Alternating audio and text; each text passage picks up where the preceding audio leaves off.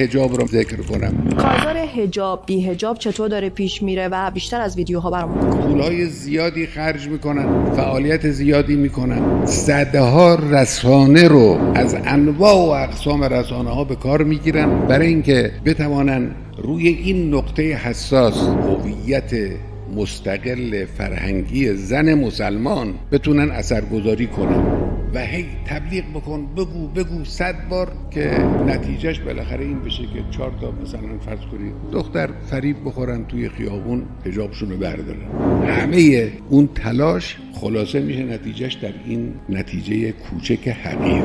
اونی که بنده رو حساس میکنه اینه که ناگهان شما میبینید از دهان یک گروهی از افرادی که جزو خواص محسوب میشوند مسئله حجاب اجباری مطرح میشه. این معناش اینه یه عده‌ای نادانسته همون خطی رو دنبال میکنن که دشمن نتوانسته است اون خط رو در کشور به نتیجه برسونه با اونم خرج. توشون روزنامه نگار هست، توشون روشنفکر نما هست، توشون آخوند هست، معمم هست که بله امام که فرمودن باید زنها با حجاب باشن همه زنها رو نگفتن، حرف بی خود.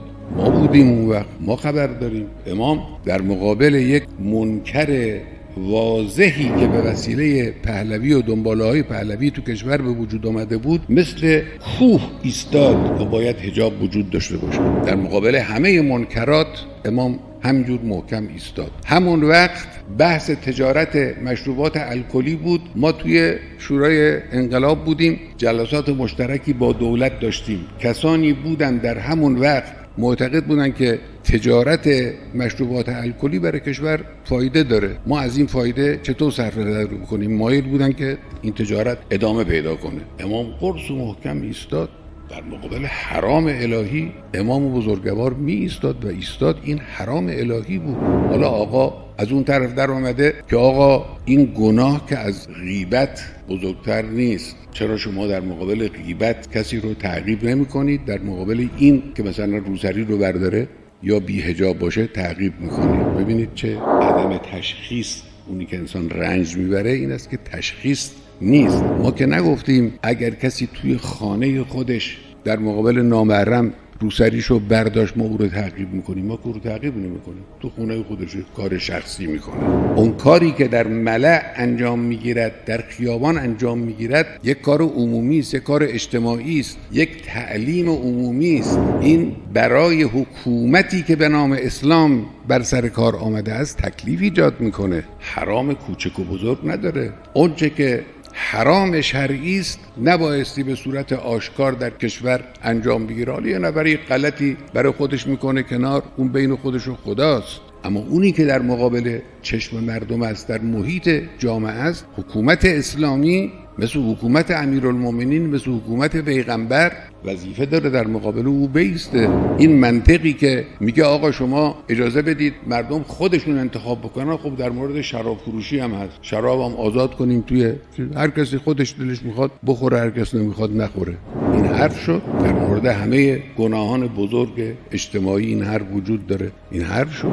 شارع مقدس بر حکومت اسلامی تکلیف کرده است که مانع از رواج حرام الهی در جامعه بشه. حکومت اسلامی موظف است در مقابل حرام بیسته، در مقابل گناه بیسته. اینی که ما بیاییم قوانین رو همطور هی دور بزنیم برای اینکه یک جوری میل غلط انحرافی فرهنگ غربی رو در کشورمون ایجاد کنیم، این خطای بزرگی است. یه عده این خطا رو میکنن.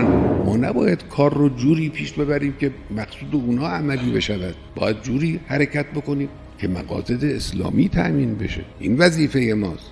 وظیفه مسئولین ما اینه.